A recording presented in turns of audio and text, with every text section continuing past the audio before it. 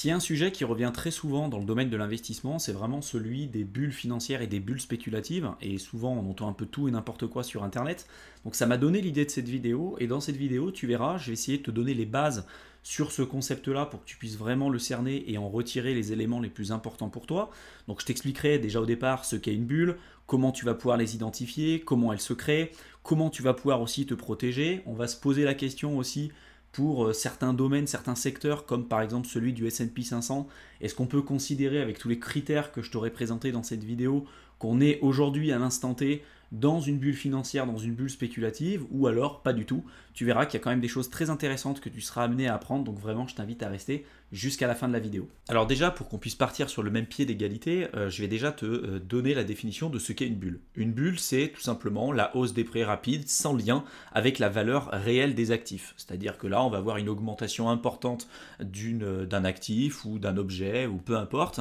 mais derrière, le sous-jacent, ce qui est censé représenter cette valeur, en réalité, c'est pas forcément là. Donc c'est vraiment ce qu'on va caractériser comme étant une bulle.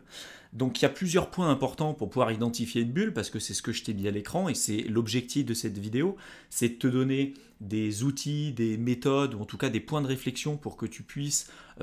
prendre du recul sur les événements et que tu puisses en tirer tes propres conclusions. Mais ce qui est sûr, c'est que c'est toujours plus facile de pouvoir identifier une bulle après coup, mais à l'instant T, c'est quand même quelque chose de beaucoup plus difficile. Parce qu'avec le recul, quand on regarde peut-être certains graphiques ou quand on regarde les événements historiques, on peut se dire, ah bah oui, il y a eu la bulle Internet, il y a eu la crise des subprimes, je t'en parlerai un petit peu plus tard, sur certaines crypto-monnaies, sur certains altcoins, ah bah oui, on voit que c'est une bulle, mais quand on est vraiment dans l'euphorie du moment, quand on vit vraiment la chose, c'est quand même quelque chose de un petit peu plus difficile quand même à se rendre compte, parce que bah, on est dans le feu de l'action, et puis bah, des fois on n'a pas forcément l'impression d'être véritablement dans une bulle. Donc la première, on va dire le premier événement de bulle financière et de bulle spéculative qui a été référencé dans l'histoire des finances un petit peu, c'est celui de la bulle des tulipes. Tu en as sans doute déjà entendu parler, je t'en ai déjà parlé sur cette chaîne YouTube. Donc c'est une bulle qui a eu lieu en Hollande entre 1634 pardon, et 1637. Et donc là, il y a eu un moment donné où les personnes s'échangeaient des bulles de tulipes jusqu'au moment où il y a eu une explosion du prix des bulles des tulipes. Il y a eu des personnes qui s'endettaient, qui allaient carrément faire des crédits, qui vendaient leur maison pour acheter des bulles de tulipes parce que ça n'arrêtait pas d'augmenter, à tel point que même certains bulles de tulipes qui étaient vraiment recherchées à l'époque pouvaient être échangées contre une ou plusieurs maisons. Donc c'est juste complètement dingue, et là on est vraiment dans une bulle parce que on a eu une augmentation rapide et exponentielle du cours en fait et de la valorisation de quelque chose, là en l'occurrence le cours des bulles de tulipes, mais la valeur réelle de l'actif était complètement inexistante. Donc ça a duré quelques années, jusqu'au moment où les gens en fait se sont rendus compte qu'ils échangeaient un petit peu n'importe quoi contre des sommes qui étaient juste complètement dingues à l'époque, et donc bah là le cours s'est littéralement cassé la figure. Donc là en effet c'est la première bulle spéculative et financière qui a été référencée et qui est souvent utilisé, en tout cas c'est l'exemple qui est souvent utilisé, j'en parlerai un petit peu plus tard, pour discréditer par exemple les crypto-monnaies en disant c'est la bulle de tulipes, ça repose sur rien, etc., etc. On en parlera un petit peu plus tard parce que bien évidemment que je suis pas du tout d'accord avec ce genre de réflexion. Là je t'ai mis à l'écran l'évolution du cours du Nasdaq au fur et à mesure du temps, et notamment on se rend compte, là on voit très très bien la bulle internet des années 2000 avec le plus haut qui a été atteint à ce moment-là et puis une chute vraiment importante et significative avec l'explosion de la bulle internet. Sauf que si tu remarques un petit peu et si tu suis les vidéos que je t'ai présentées déjà depuis un certain temps sur cette chaîne YouTube, tu te rends compte que si on a un horizon de temps relativement long en fonction des indices, mais dans la grosse majorité des cas, si on a un horizon de temps relativement long, dans l'écrasante majorité des cas, à chaque fois on arrive à un moment donné à redépasser notre précédent plus haut. C'est le cas pour le Nasdaq, c'est le cas pour le S&P 500, c'est le cas pour le Dow Jones, etc. Il y a certains indices sur lesquels ça n'a pas encore été le cas, notamment pour le Nikkei, donc en effet il faut quand même faire attention, il y a des risques liés à tout ça. Le cas du Japon c'est vraiment un cas très spécifique, mais encore une fois c'est toujours plus simple de se rendre compte d'une bulle quand finalement elle est déjà passée, parce que là visuellement en effet on le voit et on se dit comment ça se fait que les gens ils s'en sont pas finalement rendus compte. Et je peux vous assurer que quand vous êtes vraiment à l'intérieur, dans le cas d'une vraie bulle spéculative, vous avez tout un environnement qui fait que vous avez toujours une bonne raison de penser que cette fois-ci ça va être différent, que cette fois-ci on va être sur une révolution technologique extraordinaire, et tout ça va venir justifier les prix exponentiels d'un actif, ou justifier en fait la présence d'une bulle spécifique, pour essayer de montrer finalement qu'en réalité on n'est pas dans une bulle alors qu'il y a tous les signes d'une bulle spéculative. Il y a d'ailleurs un livre qui a été écrit sur This Time is Different que je vous invite véritablement à lire et que j'avais évoqué sur plusieurs vidéos YouTube et qui vous montre spécifiquement tous les événements historiques et qui démontre à chaque fois que en fait quand on dit cette fois-ci c'est différent, la réalité c'est qu'il y a toujours un événement historique qui montre que en fait l'événement qu'on est en train de vivre c'est absolument pas différent, que c'est des choses qu'on a déjà vécues des dizaines et des dizaines de fois et donc c'est super important selon moi de prendre du recul, de connaître ce qui s'est effectué par le passé pour se dire tiens en effet là aujourd'hui je suis en train de vivre ça, est-ce que cet événement là il a déjà eu lieu par le passé, si oui dans quelles circonstances, est-ce que je peux pas apprendre des événements historiques pour mieux comprendre les conditions présentes. Donc sous prétexte qu'on pourrait potentiellement être dans une bulle spéculative, dans une bulle financière particulière, il y a beaucoup de gens qui vont justifier en fait cette problématique là en disant moi du coup je vais m'amuser à faire du market timing, je vais essayer de déterminer le meilleur moment pour pouvoir rentrer et sortir du marché, et ça justement il y a tout un tas d'études qui le montrent que c'est absolument pas la meilleure façon de faire, puisque si on s'amuse à faire du market timing, il y a beaucoup plus de chances et de probabilités de se tromper, surtout sur un horizon de temps relativement long, de prendre des mauvaises décisions d'investissement. L'être humain il est très peu fait, il n'est pas capable aujourd'hui de déterminer de manière significative et de reproduire ces événements de fait sur un horizon de temps relativement long. D'ailleurs avec ça il va diminuer énormément sa rentabilité sur le long terme. C'est d'ailleurs ce que j'avais évoqué dans cette vidéo là, attention au market timing, que je t'invite véritablement à aller voir. C'est pas des événements que je sors de mon chapeau, c'est vraiment comme à chaque fois des études académiques qui te montrent que le market timing c'est absolument pas la bonne chose à faire, et que d'ailleurs celui qui fait du market timing par rapport à celui qui va faire par exemple un DCA sur le long terme, qui va avoir une vraie approche, qui va être mesuré, pragmatique, etc., c'est quelqu'un qui souvent va avoir même d'ailleurs des meilleures performances que celui qui va s'amuser à faire du market timing. Donc non, c'est quand même déconseillé de faire du market timing, et c'est pas parce qu'on pourrait avoir potentiellement l'arrivée où on pourrait être aujourd'hui dans une bulle spéculative particulière que ça doit justifier la mise en place finalement d'un market timing particulier. Notre objectif en tant qu'investisseur n'est pas d'éviter une bulle, car c'est difficile de prévoir et de prédire la bulle spéculative, mais plutôt d'éviter de rentrer au pire moment. Et c'est ça vraiment le plus important, et c'est ce que je vais essayer de t'expliquer justement dans cette vidéo. À titre personnel, par exemple, j'ai pas connu vraiment la bulle internet parce que je suis encore relativement jeune, mais j'ai bien connu celle par exemple du Bitcoin en fin 2017. Tout le monde pensait devenir riche rapidement, tout le monde parlait de crypto, que ce soit la boulangère, que ce soit la coiffeuse, tout le monde était devenu un investisseur de renom et tout le monde gagnait de l'argent. Donc là, bien évidemment, c'était le cocktail miracle pour la bulle spéculative et d'une bulle financière particulière, là en l'occurrence sur celle du Bitcoin. Donc à l'époque, c'était clairement le nouveau paradigme. Même ceux qui ne connaissaient rien à l'investissement plaçaient pour la première fois leur capital en crypto-monnaie alors qu'ils n'avaient jamais investi en bourse, ils n'avaient jamais investi dans les ETF. La seule chose qu'ils avaient utilisée avec leur argent, c'était peut-être leur livret A. Et donc il y avait des gens comme ça qui commençaient à investir sur le Bitcoin. Donc là, en effet, avec le recul, on se dit que ça puait. Moi, à l'époque, j'avais déjà investi en 2017. Ça fait depuis 2016 que j'investis dans les cryptos. Donc je commençais à voir le truc venir, mais c'était la vraie bulle, première vraie bulle, en tout cas que j'ai connue. Et il y avait toutes les raisons qui pouvaient justifier que, en fait, on était déjà à 16 000, 17 000 $ pour le Bitcoin. Il y avait tout le monde qui expliquait que on pouvait encore monter jusqu'à 100 000 $ parce que c'était le nouveau paradigme, parce que c'était la nouvelle valeur de réserve 2.0, la nouvelle monnaie d'Internet. Donc il y avait toutes les raisons pour penser que ça pouvait encore monter plus haut. Et oui, tout n'était pas faux, c'est-à-dire que la valeur fondamentale du Bitcoin, selon moi, est super intéressante pour toutes les raisons que j'ai déjà évoquées sur cette chaîne YouTube, la décentralisation, la résistance à la censure, la politique monétaire qui est connue, etc. etc. Mais peut-être qu'on était à un moment donné sur un niveau de surchauffe, et le niveau de prix qu'on avait par rapport à la maturité de l'écosystème ne justifiait pas les prix qu'on avait justement à ce moment-là. Et en effet, avec le recul, c'est plus simple de s'en rendre compte, mais quand on est vraiment à l'intérieur, je peux vous assurer que c'est pas quelque chose de très très simple. Donc souvent, on entend parler du changement de paradigme. Cette fois, c'est différent, ça fait la une des journaux, tout le monde en parle, tout le monde dit voilà, le Bitcoin c'est la révolution, telle crypto-monnaie c'est la révolution, ou notamment pendant la bulle internet, c'est tout le monde s'appelait, donnait un nom en .com, parce que dès qu'on avait un nom en .com, on pouvait lever des millions d'euros juste parce qu'on avait ce terme-là à l'intérieur, parce que ça montrait qu'on était dans la hype, qu'on était dans ce qui se faisait à l'instant T. En 2017, il y avait toutes les ICO aussi avec avec les crypto-monnaies, hein, les initial coin offering, les levées de fonds, et simplement parce qu'on avait le mot blockchain ou Internet of Things, et ben on pouvait lever des millions, voire des dizaines de millions sans avoir absolument rien à proposer, juste sur une idée. Donc la plupart en fait des ICO, ça a accouché d'une souris, hein. Les gens ont levé énormément d'argent, ils ont récupéré du life changing sur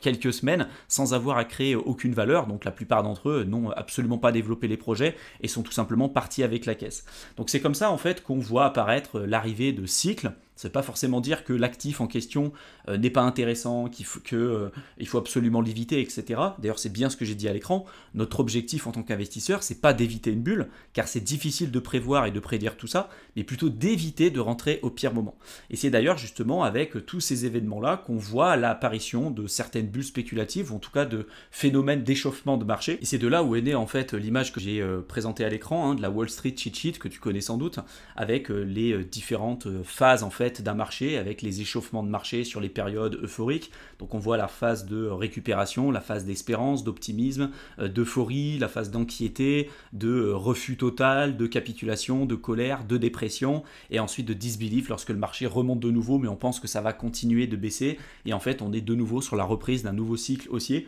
Ça on peut l'appliquer sur tout un tas d'actifs, hein, que ce soit les crypto-monnaies, que ce soit les actions, également aussi les obligations. On n'est pas du tout sur des cycles aussi rapprochés, aussi rapides et aussi puissants qu'on peut retrouver sur les crypto-monnaies. Mais en tout cas, on retrouve en tout cas ce genre de cycle sur la plupart des actifs qui existent aujourd'hui dans le monde entier. Le cas de 2017, vraiment le cours du Bitcoin entre 2017 et puis 2018-2019, c'était vraiment un cas d'école parce qu'on était vraiment calqué sur le modèle théorique de la Wall Street cheat sheet que j'ai montré précédemment. Donc on retrouve bien évidemment les phases de disbelief, d'euphorie, d'anxiété, de capitulation, de colère, etc.,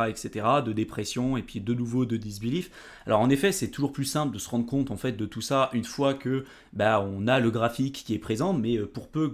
que tu te retrouvais ici ou un petit peu là, en fait là c'est des baisses, c'est pas des baisses toutes petites, hein, c'est des baisses de 40 à 50% à chaque fois qu'on voit. Hein. Et quand on est pile à ce moment-là,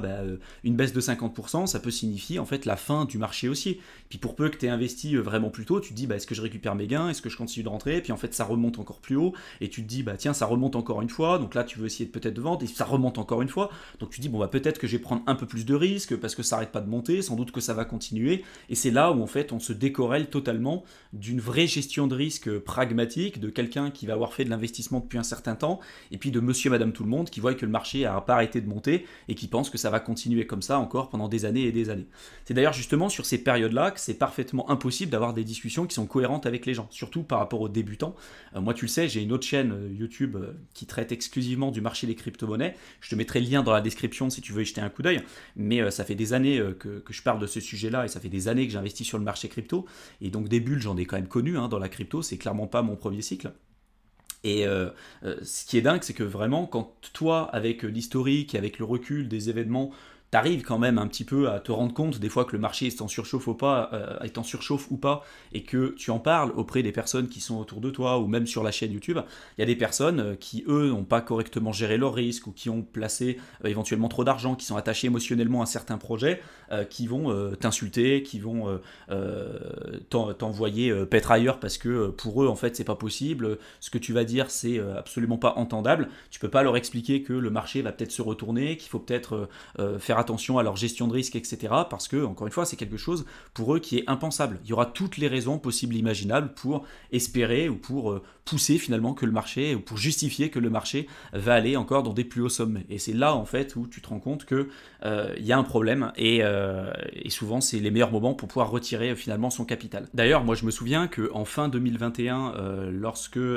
on avait vraiment des signes de surchauffe, de marché sur la crypto, on a fait plusieurs vidéos sur la chaîne de crypto en expliquant justement notre ressenti et en expliquant que ça pourrait être un bon moment justement pour faire attention, pour peut-être retirer ses gains, une certaine partie de ses gains, éventuellement si on souhaitait encore rester sur le marché, mais peut-être commencer à réfléchir à sortir progressivement du marché parce qu'il y avait quand même pas mal de signes qui montraient qu'on était sur une période relativement de surchauffe. Et là, on nous expliquait encore une fois qu'on n'avait rien compris, qu'on ferait mieux d'aller ailleurs, on s'est pris des insultes à tort et à travers, alors que c'est souvent, en plus la plupart du temps, des personnes qui sont dans l'investissement depuis 3 semaines, qui ont investi quelques centaines d'euros, alors que bien évidemment, nous, ça fait quand même des années qu'on est dessus, et on a investi quand même nettement plus d'argent que la plupart de ces personnes-là. Donc ça m'a toujours un petit peu fait rigoler, mais voilà, soyez quand même très vigilants par rapport à ça. Il n'y a pas de vérité absolue, hein, on peut bien évidemment se tromper, mais il y a un signe vraiment qui ne trompe pas, c'est quand des débutants, des personnes qui s'intéressent vraiment jamais à l'investissement, commencent à prendre des risques qui sont démesurés, qui commencent à devenir agressifs quand on parle peut-être de leur projet, qui viennent nous insulter, etc. etc. Ça souvent c'est quand même un signe très intéressant, ou en tout cas un signe qui doit vous mettre la puce à l'oreille sur un potentiel niveau de surchauffe, en tout cas de marché à l'instant T. Tous les actifs peuvent être sujets à des bulles, mais pas de la même manière. Par exemple, il y a des actifs à rendement, comme par exemple les actions, l'immobilier, etc., qui sont en général moins sujets aux bulles, car on peut les valoriser avec certains calculs. Alors par exemple, le PER, pour l'immobilier, on peut dire, bah voilà, il y a la location, il y a le loyer, il y a le cash flow. Bon, il y a tout un environnement qui nous permet aujourd'hui de calculer la valeur spécifique d'un bien immobilier, d'une action, c'est pareil. Voilà, il y a des éléments concrets. Par contre, tout ce qui va être vraiment sujet aux bulles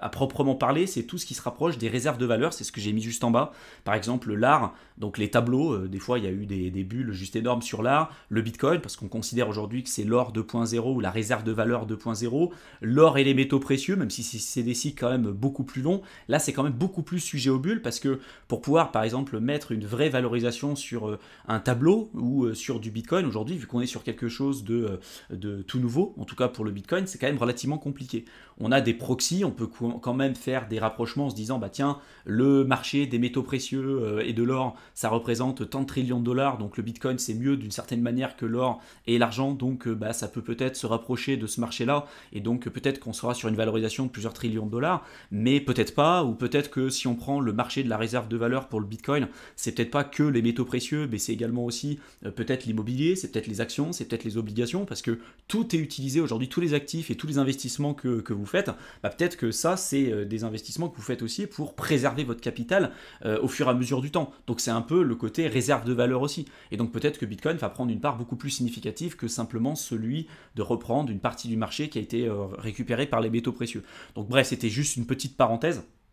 En tout cas, ce qu'il faut savoir, c'est que donc, les actifs de rendement, souvent, c'est un peu moins sujet aux bulles parce qu'on est capable de les valoriser. Les matières premières, c'est sujet aux bulles, mais un peu moins parce qu'elles fluctuent énormément en fonction de l'offre et la demande. Donc, on l'a vu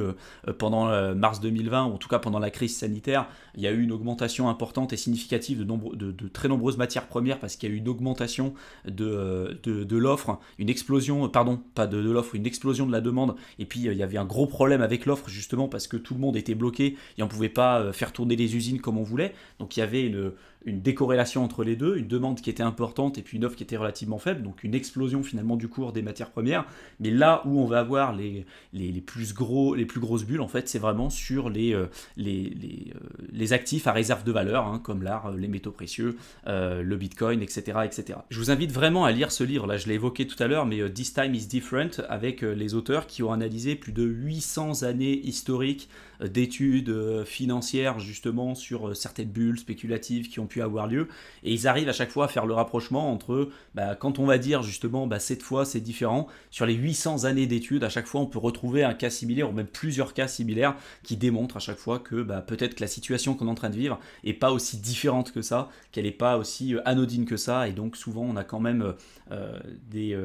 un intérêt à connaître les événements passés pour mieux comprendre la période actuelle qu'on est en train de vivre et prendre du recul sur les événements. Maintenant, si on va un petit peu plus loin, il faut savoir qu'il y a des métriques, il y a des mesures qu'on est capable aujourd'hui d'analyser et de retrouver sur Internet pour déterminer finalement si le marché peut être considéré comme étant surévalué, sous-évalué ou équitablement évalué par rapport à sa valeur fondamentale. Et cette métrique, il n'y en a pas qu'une bien évidemment, il y en a, là j'en présente une à l'écran parce que je ne peux pas toutes les citer, mais une que j'avais déjà présentée sur cette chaîne YouTube, c'est le CAP, donc ça veut dire Cyclically Adjusted Price to Earning Ratio. Donc ça c'est vraiment une mesure standard qui est utilisée pour déterminer finalement si on pourrait potentiellement estimer d'être dans une bulle à l'instant T, dans un marché qui est surévalué, sous-évalué ou équitablement évalué par rapport à sa valeur fondamentale. Cette métrique, ça a été développée par Robert Shiller, qui est un économiste très connu, et qui l'a popularisé d'ailleurs à l'époque pendant la bulle Internet lorsqu'il l'a soutenu, et à juste titre à l'époque, que les actions étaient fortement surévaluées par rapport à leur valeur fondamentale. Et c'est d'ailleurs pour cette raison que le CAP,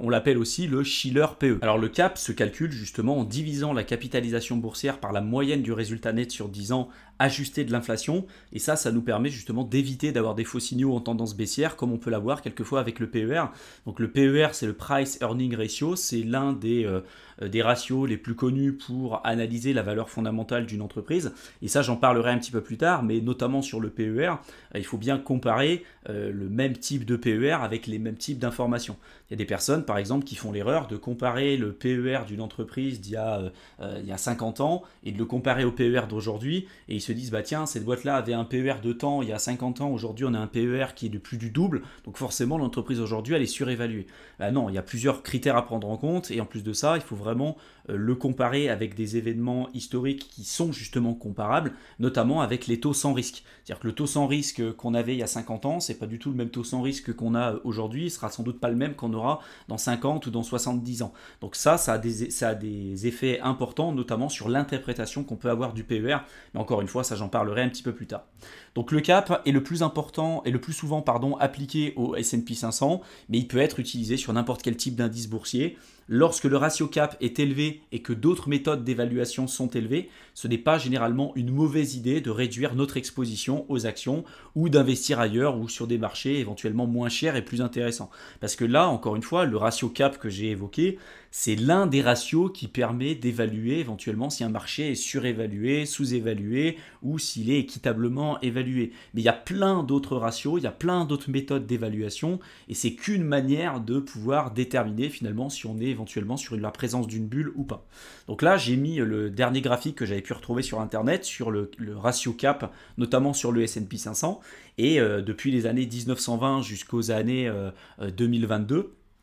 Et ce qu'on remarque, c'est que, en effet, il y a des moments où le ratio CAP était super élevé, des moments où il a énormément baissé. Là, historiquement parlant, en fait, aujourd'hui, on ne se situe pas dans les plus hauts historiques. Il faudrait comparer ces informations, en tout cas ce ratio CAP, avec d'autres méthodes d'analyse de marché, notamment pour le S&P 500, pour déterminer si véritablement on est sur une période de surévaluation, en tout cas à l'instant T. Mais si on analyse uniquement et exclusivement ce critère, pour l'instant, c'est difficile de pouvoir dire avec certitude si on est véritablement dans une bulle. Par contre, ce qui est sûr, et c'est ce qui est présenté là sur le graphique que j'ai placé à l'écran, c'est que plus on va avoir un cap qui va être élevé, plus on va diminuer nos chances et nos probabilités d'obtenir des rendements qui vont être décents au cours des 15 prochaines années. Et ça, c'est valable sur la plupart des pays, sur la plupart des actifs qui existent aujourd'hui. Donc ça corrobore un peu les infos que j'ai dit juste un petit peu plus tôt, notamment le fait que si on se retrouve sur des marchés avec un cap important, mais si ce n'est pas la seule métrique à analyser, mais si on se retrouve sur un marché avec un cap important, peut-être que ça peut justifier le fait peut-être de diminuer notre allocation sur certains de ces vecteurs financiers-là, sur certains peut-être indices spécifiques si on investit par exemple via les ETF, pour aller l'investir sur d'autres, parce que historiquement parlant, il y a plein d'études qui le démontrent que sur les 15 prochaines années, c'est pas là où on aura statistiquement en tout cas les meilleurs rendements. C'est d'ailleurs un sujet que j'avais évoqué en détail sur cette vidéo là que je mets à l'écran, qui s'appelle S&P en bulle, que je vous invite vraiment à aller voir pour ceux que ça intéresse et qui souhaiteraient aller plus loin éventuellement sur ce sujet. Si on va sur le site de la FINRA qui analyse notamment les effets de levier sur certains marchés, et notamment par rapport à leur lien là sur l'image que j'ai mis à l'écran par rapport au S&P 500, on se rend compte que souvent quand on a là les zones grises, c'est des périodes de récession, et plus on a une augmentation importante et progressive de l'effet de levier, et souvent quand on arrive dans des périodes de récession, souvent ça fait très mal, parce que quand il y a un retournement et qu'on est sur un effet de levier, on a des appels à marge justement, on a des personnes qui sont obligées de vendre à perte, qui perdent énormément d'argent, et donc souvent c'est signe quand même d'une volatilité importante et donc d'un risque potentiel de retournement à un moment donné. Et ce qu'on remarque, c'est qu'après la crise des subprimes, 2017-2009, quand on a eu la reprise là, du marché haussier, on a eu une augmentation aussi progressive et significative de l'effet de levier et de la dette justement en effet de levier. Donc il y a des personnes qui empruntent à effet de levier pour aller investir peut-être sur les marchés financiers particuliers, peu importe. Et donc ça, souvent, c'est quand même signe plutôt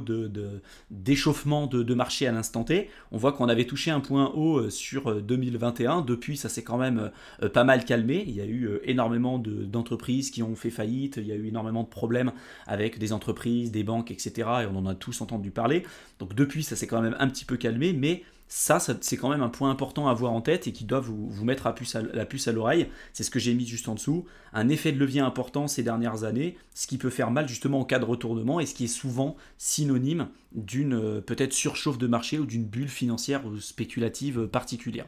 On peut également aussi se poser la question si finalement sur les obligations aujourd'hui on est plutôt dans une bulle ou pas. Et vous le savez, mais les obligations évoluent dans le sens inverse des taux d'intérêt. Plus on va avoir des taux d'intérêt qui vont baisser, plus on va avoir le prix des obligations qui vont augmenter et inversement. Et historiquement parlant, hein, depuis les années 80, on a eu systématiquement des baisses vraiment significatives et progressives des taux d'intérêt jusqu'à arriver même à un moment donné avec des taux d'intérêt qui étaient négatifs dans certains pays. Donc avec le prix des obligations qui ont clairement crevé les plafonds. Depuis, ça a un petit peu changé parce que la Fed a récemment augmenté un petit peu ses taux, mais la tendance en tout cas de fond est quand même sur un bull market depuis les années 80-81 jusqu'à aujourd'hui, un bull market juste énorme sur les obligations. Donc la question à se poser, c'est finalement est-ce qu'aujourd'hui j'ai envie d'acheter presque le top en fait sur les obligations, ou est-ce que éventuellement peut-être j'attends de voir ce que va faire la Fed, peut-être qu'à un moment donné ils vont décider de rebaisser les taux d'intérêt parce que il va y avoir des problématiques sur l'économie, il va y avoir des chutes encore en cascade de certaines entreprises, et donc peut-être qu'ils seront obligés de faire marche arrière, reprendre le quantitative easing, reprendre la planche à billets, rebaisser les taux de nouveau, peut-être retourner sur des taux d'intérêt négatifs, et donc peut-être de nouveau, encore une fois, repartir sur une explosion du cours des obligations. Peut-être que ça ne se passera pas comme ça, peu importe, mais en tout cas, c'est quand même un point important à avoir en tête, et c'est une question qu'on doit être amené à se poser si jamais on souhaite placer une part importante et significative de notre portefeuille sur des obligations aujourd'hui. En France, c'est exactement le même constat. Hein. Là, c'était les obligations à 10 ans les bons de trésor américains, donc plutôt aux États-Unis. Là, c'est le même constat avec les obligations françaises, avec des taux d'intérêt qui n'ont pas arrêté de diminuer depuis les années 80. Donc, encore une fois, on a eu un bull market qui était énorme. Est-ce qu'aujourd'hui, ça vaut le coup encore d'investir sur les obligations ou pas? J'ai fait toute une vidéo justement sur ce sujet-là que je vous invite à aller voir et que vous retrouverez de nouveau dans la playlist bourse. Mais je trouve que c'est quand même des questions importantes et significatives à avoir en tête avant de placer son capital justement là-dessus. Avec cette information, on peut penser qu'un marché est surévalué ou trop important en utilisant par exemple le PER, par exemple, si on décide d'analyser des entreprises cotées en bourse, mais c'est oublier le niveau de taux sans risque de l'époque, et justement, il faut bien comparer, et c'est ce que j'ai montré à travers les graphiques, le taux sans risque des années 80, c'est pas le même taux sans risque qu'on avait aujourd'hui, et c'est pas le même qu'on aura peut-être dans 30 ans ou dans 30 ou 40 ans, donc tout ça, ça va être amené à fluctuer au fur et à mesure du temps. Il faut faire attention de bien comparer ce qui est comparable. Le PER des années 60-70 n'est pas le même que celui qu'on va avoir aujourd'hui pour des raisons spécifiques, et notamment les taux sans risque, c'est l'une des raisons fondamentales. Donc il faut vraiment faire attention de bien comparer encore une fois ce qui est comparable. Là on compare vraiment deux périodes différentes, donc il faut vraiment faire attention par rapport à ça. Dans le cas de bulles financières et bulles spéculatives avérées, on a par exemple le cas de la crise des subprimes en 2007, et là pour le coup on donnait accès au crédit à n'importe qui, même ceux qui n'étaient pas solvables, même ceux qui avaient des conditions financières absolument pas adaptées, en tout cas pour pouvoir lever, pour pouvoir contracter un crédit immobilier. Là, tout le monde devenait riche avec l'immobilier, tout le monde prêtait à tout le monde et à n'importe qui. Donc il y a le film The Big Short qui représente un petit peu la mentalité un petit peu de l'époque, et c'est vraiment quelque chose que je vous invite aussi à aller voir pour vous rendre compte que des fois, quand on est dans une bulle, même les gros hedge funds, même les professionnels de la finance ne voyaient pas en fait en réalité qu'ils étaient dans une bulle, alors que tout poussait à croire qu'on y était, et d'ailleurs on y était dans cette bulle-là. C'est pour ça que je vous dis que quand on est dans une bulle, c'est vraiment quelque chose de très difficile à se rendre compte, parce qu'il y aura toutes les raisons possibles et imaginables de montrer ou de justifier le fait que cet actif doit avoir telle valeur, alors qu'en réalité c'est absolument pas le cas. Donc là, je le répète, avec la crise de subprime, on donnait accès au crédit à des personnes qui n'étaient absolument pas solvables et qui n'étaient pas capables de rembourser correctement en tout cas leur crédit. Tout le monde devenait riche avec l'immobilier, même les entreprises de notation s'y mettaient parce que les défauts crédit swap, en tout cas ce qui était dans la crise des subprimes,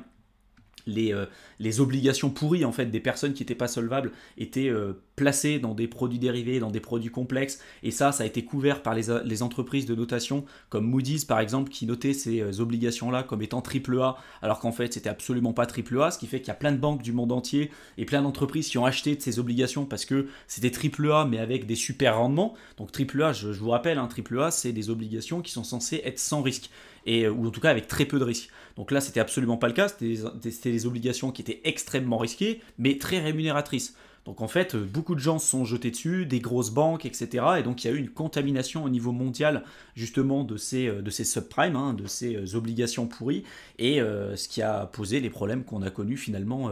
à l'époque. Avec le recul et les données qu'on a à notre disposition aujourd'hui, on peut se dire que c'était évident que le marché était en bulle à l'époque et que ça n'allait pas durer, mais pour tous ceux qui ont vraiment connu cette période-là, c'était clairement pas aussi simple de s'en rendre compte. Attention aussi de ne pas tomber dans le travers inverse et de dire que tout est sujet à une bulle ou que aujourd'hui tout ce qu'on connaît c'est forcément dans une bulle financière spéculative que tout va exploser. C'est un contenu qui marche extrêmement bien sur YouTube, tout ce qui est aussi complotisme, etc. Il y a peut-être des fois un fond de vérité et tout, je m'en fous, c'est même pas l'objectif de la vidéo, mais attention de ne pas tomber dans les travers inverses de toutes les personnes qui vont vous dire que attention, il ne faut pas investir parce que ça va se casser la figure, parce que c'est une bulle, parce qu'il va y avoir une récession, etc. Il y a des personnes, ça fait plus de 20 ans qui nous expliquent qu'il va y avoir une bulle, qu'il va y avoir une récession, et peut-être qu'à un moment donné, ils vont sans doute avoir raison parce que, en effet, il va peut-être y avoir une bulle, et puis de toute façon, c'est quand même relativement cyclique, mais peut-être que le plus bas de la bulle qui arrivera dans 20 ans, peut-être que le plus bas de ce moment-là sera plus haut que le niveau auquel vous êtes capable aujourd'hui d'acheter peut-être certains indices ou certains actifs financiers. Donc c'est vraiment ce que j'ai mis à l'écran. Attention de ne pas dire que tout est une bulle sous peine de passer à côté de rendements importants. Le marché peut être survalorisé à un moment donné, mais certaines personnes n'ont pas investi depuis plus de 20 ans sous peine d'un éclatement de bulle, en tout cas avec peur d'un éclatement de bulle potentielle. Et en réalité, les plus gros perdants, c'est pas ceux qui font justement ce que j'essaye de vous présenter dans cette vidéo, c'est les plus gros perdants, c'est ceux qui pensent que tout est sujet à bulle et qui sont restés sur le côté et qui n'ont pas profité du bull market qu'on a pu avoir après la crise des subprimes entre 2007 et 2009. Il y a eu l'éclatement de la bulle et depuis 2009 jusqu'à aujourd'hui, là on a eu depuis un an et demi, 2 ans, on va dire une baisse ou en tout cas une stabilisation du marché, mais tous ceux qui n'ont pas investi depuis 2009 sont passés à côté d'un bull market qui est énorme. Et donc il faut vraiment être très vigilant par rapport à ça et de ne pas toujours croire ce que vous allez voir sur internet, les réseaux, enfin les propos catastrophistes. Ça c'est encore une fois un contenu qui fonctionne extrêmement bien, mais c'est rarement les meilleurs investisseurs qui vont vous dire ça. Voilà, soyez vraiment très vigilants par rapport à ça. Attention de ne pas s'entêter sur une vision ou sur une image du marché qui n'est peut-être plus la bonne. Il faut savoir se remettre en question. Il faut savoir aussi qu'on peut également être très en avance par rapport à son temps. Par exemple, Greenspan, qui était l'ancien gérant de la Fed, il a dit en 1996 que le marché était irrationnel, notamment avec la bulle Internet, et que les marchés, il faut savoir qu'à l'époque, ils ont continué de monter pendant encore 4 ans parce que la bulle Internet a explosé dans les années 2000. Donc il a fallu encore attendre 4 ans avant de voir une baisse significative et la correction finalement qui était attendue. C'est la même chose avec le film justement sur la crise des subprimes qui s'appelait The Big Short avec Michael Burry. Si vous regardez un petit peu le film, vous vous rendez compte que pendant des années, Michael Burry a dû accepter de perdre de l'argent parce que le marché est resté irrationnel pendant un certain nombre de temps avant finalement d'avoir la correction attendue et d'être finalement dans le positif. Et ça, c'est peut-être aussi un point à vraiment avoir en tête et un point de vigilance parce que bien évidemment que de prédire la fin du monde et l'explosion du marché, peut-être qu'à un moment donné ça arrivera et peut-être qu'on aura la récession attendue, mais est-ce que ça vaut le coup de rester non investi pendant des périodes très longues, pendant 10 ans, 15 ans, 20 ans, 30 ans, et peut-être passer à côté d'un bull market important, parce que pour moi, il faut toujours prévoir les deux scénarios. Prévoir le scénario peut-être qu'aujourd'hui vous privilégiez, par exemple le cas d'une récession ou peu importe, vous dites il y a peut-être une probabilité ou en termes de statistiques, peut-être 60% de chances que ce soit ce scénario-là qui arrive dans les 5, 10, 15, 20 prochaines années, mais sur les 40% restants, il faut que vous ayez la possibilité de réfléchir à ce scénario, peut-être que ça ne se passe pas comme vous l'ayez prévu. Et si jamais ça ne se passe pas comme vous l'avez prévu, est-ce que vous êtes protégé justement dans ces circonstances-là? Et si oui, en quelle proportion? Le problème, c'est quand on privilégie un seul et unique scénario à 100%, et si jamais ça ne se passe pas comme prévu, vu, bah là justement on peut s'en mordre les doigts. Et encore une fois, que ce soit les gestionnaires de fonds, que ce soit les professionnels de la finance, que ce soit les meilleurs investisseurs de tous les temps, à part vraiment des cas très particuliers, mais même pour ces cas particuliers-là, comme Warren Buffett, comme Ray Dalio, ils vous diront tout le temps que même eux ne sont pas capables de prédire le marché, simplement ils essayent de déterminer des scénarios, des probabilités, et de se protéger à chaque fois de la meilleure manière qu'ils puissent le faire. Et je pense que c'est vraiment le point le plus important à avoir en tête, et pour moi, si on souhaite aller plus loin, c'est vraiment de regarder les événements historiques. Là, j'ai mis à l'écran le cours de la bourse depuis les années 1870 et on se rend compte que malgré les grosses crises, malgré tout ce qu'on a pu connaître comme événements historiques importants, que ce soit la Première Guerre mondiale, la Seconde Guerre mondiale, la grosse crise de 1929, la Grande Dépression, la décennie perdue, etc., à chaque fois, on a dépassé notre précédent plus haut. Des fois, c'est plus ou moins long, mais de manière générale, la bourse reste quand même extrêmement haussière depuis le départ. Donc peu importe les raisons qui peuvent nous penser aujourd'hui à l'instant T de dire que c'est la fin du monde, que ça va se cracher, que ça va être la fin, qu'il ne va plus jamais y avoir de bourse, que toutes les banques vont faire faillite, bah en fait c'est des événements encore une fois qui ont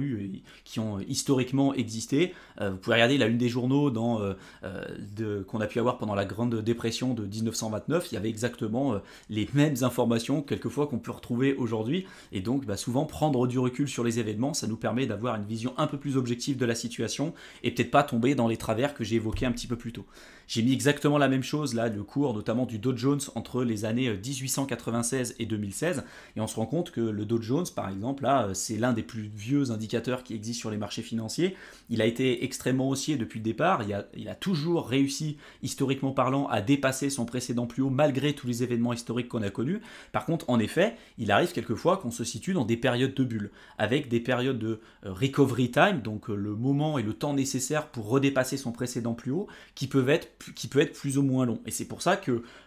savoir reconnaître une bulle et en tout cas savoir se protéger avec tous les éléments que j'ai donnés dans cette vidéo, c'est important parce que pour la personne qui avait investi par exemple pile à ce moment-là,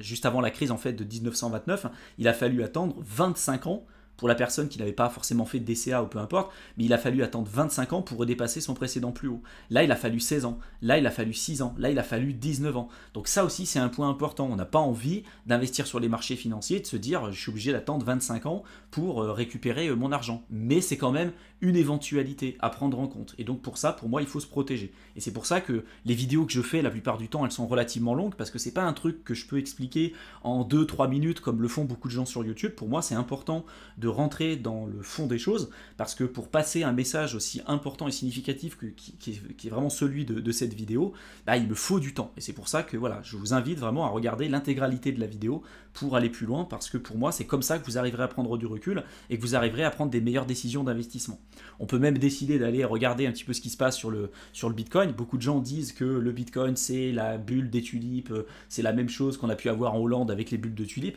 Bon, en fait, le bulle des tulipes, en général, une vraie bulle spéculative dans laquelle il n'y a absolument aucun sous-jacent, aucune valeur véritablement créée, en général, on a une bulle, une explosion de la bulle et ça remonte jamais. Pour le cas du Bitcoin, c'est absolument pas le cas. J'ai donné pas mal d'éléments dans cette vidéo. Et on se rend compte que, oui, il y a des moments où il y a des périodes de surchauffe, des périodes de correction, des périodes d'accumulation, mais ça fait quand même maintenant plus de 14 ans que ça existe. Il y a une vraie innovation qui est derrière. On est encore sur un actif qui est très très jeune, donc à voir ce que ça va donner dans les prochaines années. Moi, je reste convaincu que l'écosystème crypto sera encore là dans les prochaines années et qui fera partie intégrante de nos vies. Après, le rôle des investisseurs, en tout cas, ce que font beaucoup d'investisseurs, et moi-même, y compris, c'est de déterminer là où les crypto-monnaies qui seront là encore dans les prochaines années. On fait un peu les ventures capitalistes, on essaye de déterminer les meilleurs cryptos, mais attention à toutes les personnes qui vont vous dire le Bitcoin c'est de la merde, regardez, c'est une bulle, ça va exploser, parce que déjà ils savent même pas utiliser la fonction logarithmique, log